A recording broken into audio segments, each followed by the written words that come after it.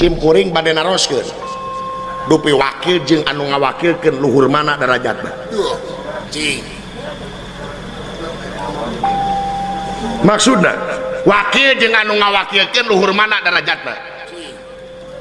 nya wakil jeung anu ngawakilkeun luhur kana nu ngawakilkeun ari nu ngawakilkeun sa rakyat berarti maneh berarti aing pangluhurna lain sia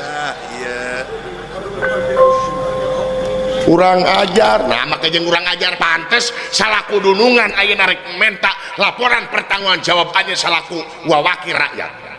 wawakil masyarakat dunya gadag naon wae sadina mangsa anjeun nyaeta ngeuyeuk daya olah negara di alam dunya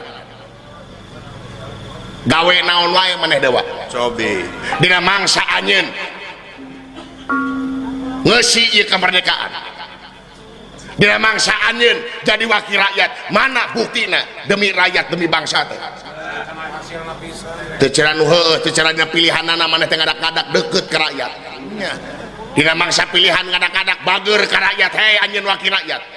tapi naha geus kacedog di tina kursi geus kacedog jadi anjeun jalui wakil rakyat ti luhur kadang-kadang dideuleuh-deuleuh ku aing siang hee gadag ngan saukur hees gadag ngan saukur molor kaituna gadag silih salahkeun silih gorengkeun ai rakyat tetep kata langsara mana buktina demi rakyat demi bangsa teh rakyat teu butuh bau sungut rakyat teu butuh janji tapi rakyat butuh bukti anu nyata iya rakyat butuh kenyataan rakyat butuh dan rakyat manu penting mah beuteung seubeuh pake pageuh murah sandang murah pangan keamanan terjamin eta buktikeun ku anjeun eta sederhana rakyat mah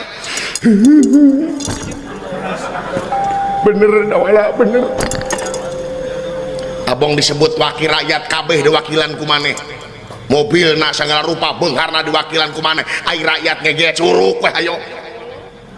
mana ieu teh nu nabeuh-nabeuh nu ngampar-ngampar nu seubeuh-seubeuh nu lapar-lapar sagantang 10 liter numpak roda haji siron nu beunghar ukur nu pinter nu bodoh mah tetep reyon kulan mana buktina demi rakyat cing inget ieu nagara lain menang pamere ti kaum penjajah ieu nagara lain menang hadiah ti kaum penjajah tapi ieu nagara menang hese capek susah payah pahit ketir lara balangsak ditebus ku jiwa jeung raga para kahun urang baheula anu mati di medan jurit perlaya di medan danalaga hancur di medan tempur topati jiwa raga nyawa nu dipalar kaselamatan jeung kemerdekaan bangsa tuh tingali cirina tuh tunggul anu parantul anu tugur di luhur kubur tetenger anu hempak di taman pahlawan lain tutunggul tempat pamunyungan lain tetenger tempat pamujaan tapi harawas beja ka urang sadayana pikeun pejuang di alam merdeka ku karya-karya anu nyata jeung karya-karya anu terpuji buktikeun ku anjeun hei wakil rakyat salaku wakil rakyat salaku pamimpin anjeun kudu boga pamadegan ulah sakali-kali anjeun hayang diistimewakeun ku rakyat tapi anjeun kumaha ngaistimewakeun rakyat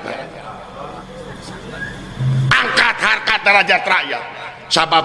suara rakyat adalah suara Tuhan rakyat di atas segalana rakyat di atas segalana ulah sakali-kali anjeun ngarahetan hate rakyat